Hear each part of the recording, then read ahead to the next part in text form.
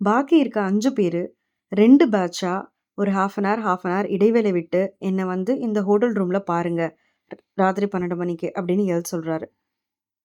இப்ப வெறும் 5 போலீஸ் ஆஃபீசரோட இந்த இன்வெஸ்டிகேஷன நான் பண்றேன். இதுக்கப்புறம் நீ ஏதாச்சும் பண்ணுனா, நீ யாருன்னு நான் ஈஸியா கண்டுபிடிச்சுருவேன். உன்கிட்ட நெருங்கி வந்துருவேன் அப்படின்னு நினைச்சுட்டு இருக்கான். The real battle actually starts here. Episode 6.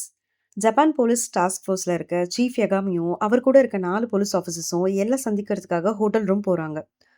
அங்க போனதும் சொல்றான், உங்களோட ஃபோன், எலக்ட்ரானிக் டிவைஸ் இது எல்லாத்தையும் ஆஃப் பண்ணி டேபிள் மேல வைங்க. நம்ம பேசுற எதையுமே பேப்பர்ல கூட நோட் பண்ணக்கூடாது.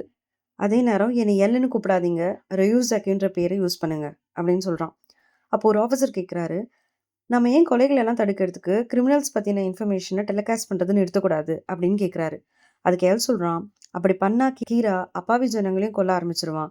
ஏன்னா அவனோட மென்டாலிட்டி ஒரு சைல்டிஷான மென்டாலிட்டி தான்.